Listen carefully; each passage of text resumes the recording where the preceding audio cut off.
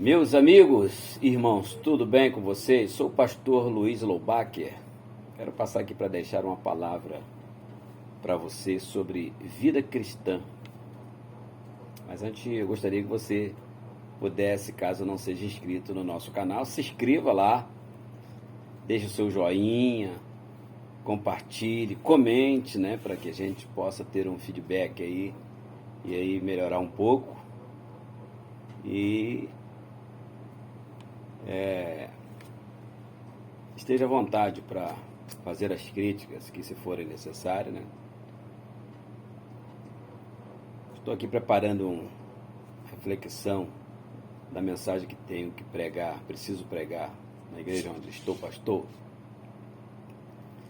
E nortei a minha cabeça, não é sobre isso que eu vou falar, mas nortei a minha cabeça sobre a questão do exercício da vida cristã.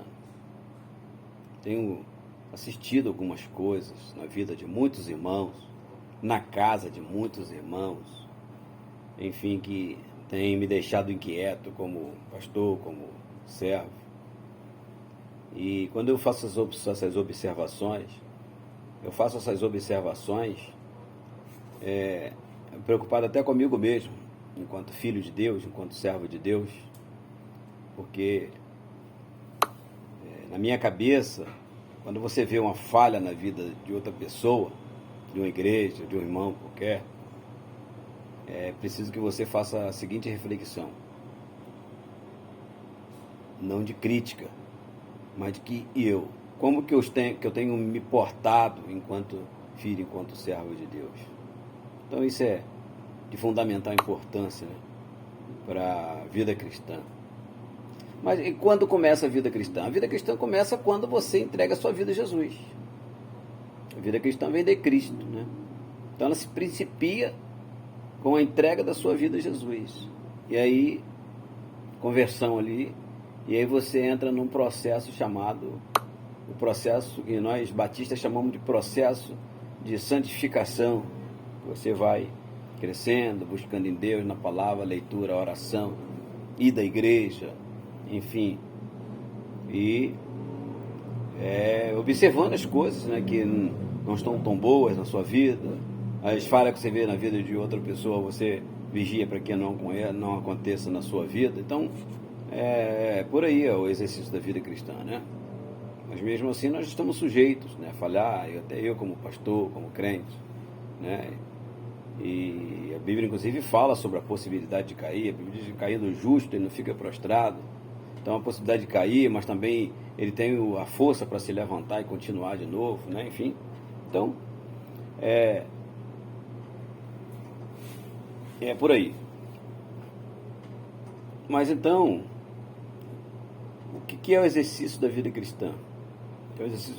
A vida cristã ela começa em Cristo, com a sua conversão, sua entrega, né? E aí, o que é, pastor, que eu preciso e devo fazer?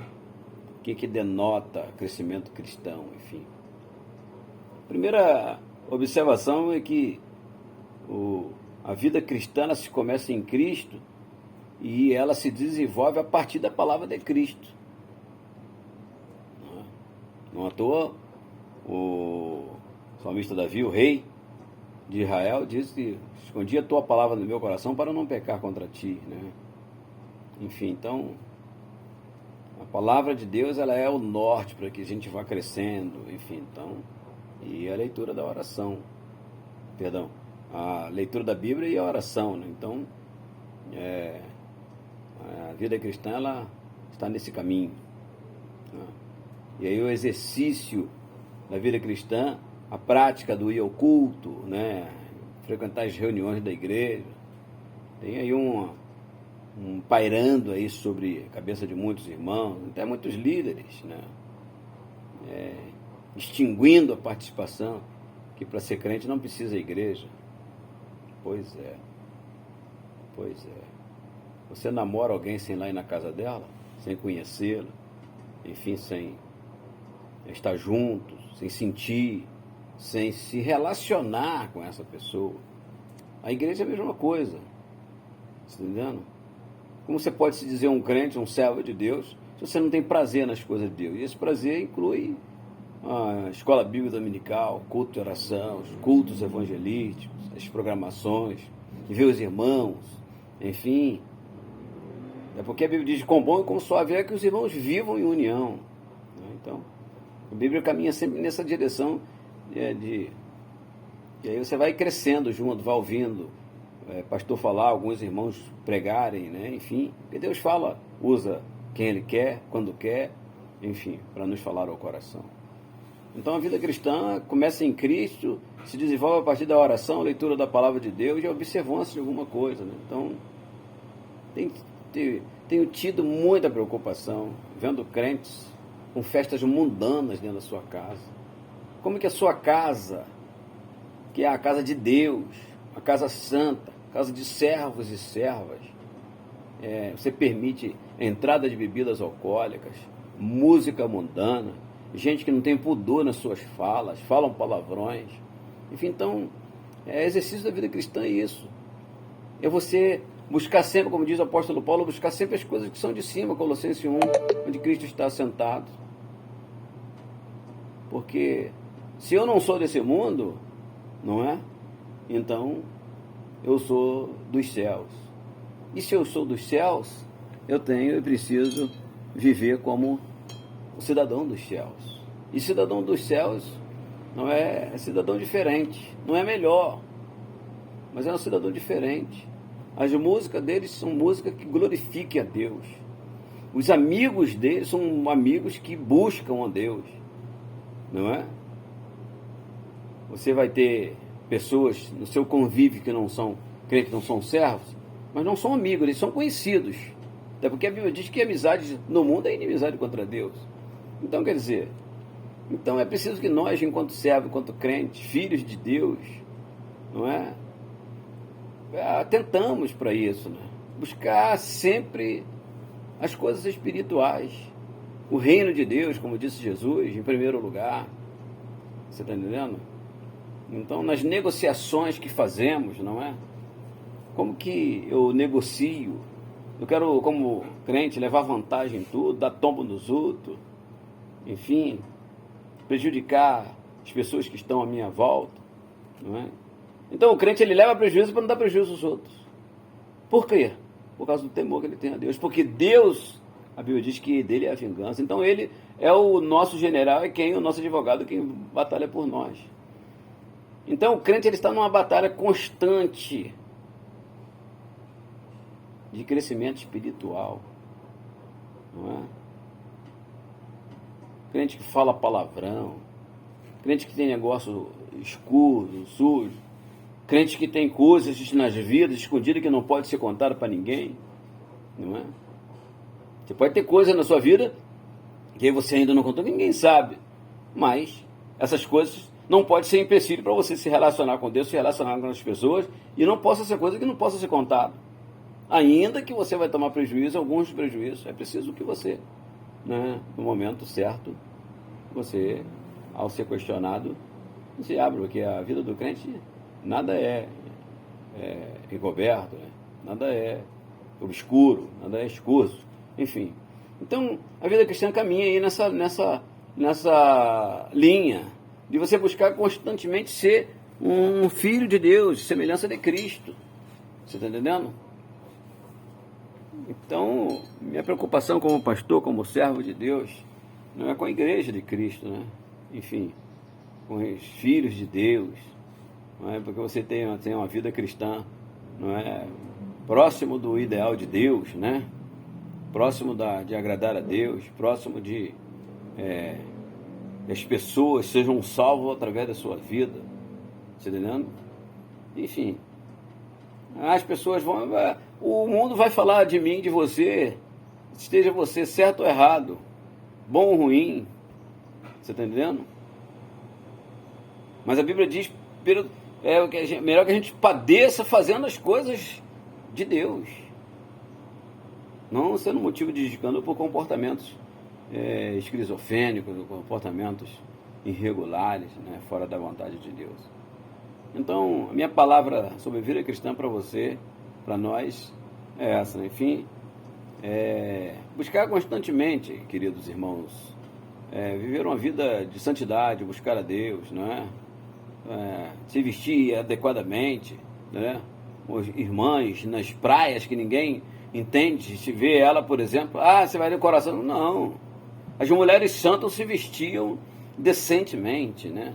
Enfim, homens, né, seminus nas praias, nos passeios, enfim, coisa escândalo, enfim. Meus irmãos, a Bíblia, ela como diz o capixaba, né, outro dia eu falei na igreja sobre isso, ela corta reto, ou você é filho de Deus, ou você não é filho de Deus, ou você é servo, ou você não é servo. Ou você faz a vontade de Deus, ou a vontade do diabo, não tem outro meio. Você não pode, a Bíblia diz que você não pode servir a Deus é mamão, Deus é o dinheiro, Deus é as riquezas, as coisas desse mundo. Então é preciso que a gente atenda para isso, enquanto servo de Deus. Jesus está voltando para arrebanhar a igreja. E quem é a igreja? A igreja é aqueles que se submetem a Deus, submetem a Cristo. Procure com todas as suas falhas, com todos os seus problemas, com todas as suas dificuldades, mas você percebe na pessoa que ela está imbuída de fazer, de agradar a Deus. Não é? Não adianta palavras bonitas, que o Senhor está no Facebook, nas redes sociais, que o Todo-Poderoso, que o Senhor está comigo, que a força vem do Senhor. Nada disso. As palavras bonitas, né? Que importa que tá com Deus, enfim. É preciso que você esteja realmente com Deus, buscando as coisas de Deus, buscando agradar a Deus, envolvido com a igreja. Você está entendendo? Envolvido com a pregação da palavra, anunciar o Evangelho de Cristo Jesus para as pessoas. Você fala, por exemplo, de Jesus para o seu colega, fala abertamente. Não é se mostrar cristão, não é falar dele, que Jesus morreu na cruz do Calvário, que ama ele, quer salvar.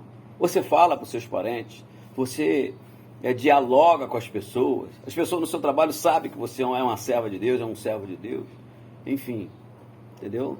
Então, vida cristã é isso, vida cristã é viver para Cristo, pensar em Cristo, fazer as coisas de Cristo, não é? E as coisas de Cristo é as coisas do reino do céu. Este mundo está perdido, não se engane.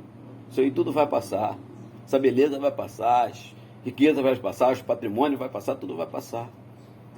Então é preciso que a gente, enquanto servo de Deus, atentamos para isso, porque Jesus está voltando.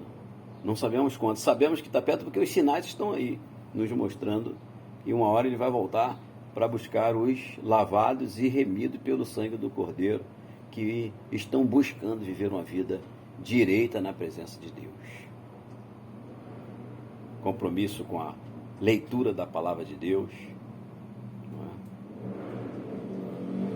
compromisso com a oração, compromisso com a entrega de dízimos, compromisso com ir à igreja, compromisso com a comunhão, enfim, priorizar.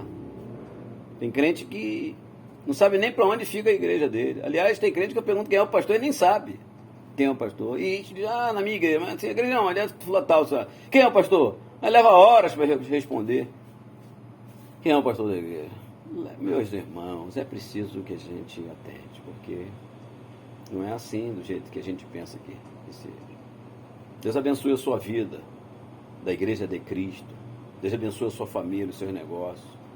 Então, meu clamor para você é que você busque ao Senhor. Busque a Deus constantemente, com todas as suas dificuldades, suas falhas. Entendeu? Em nome de Jesus. Grande abraço.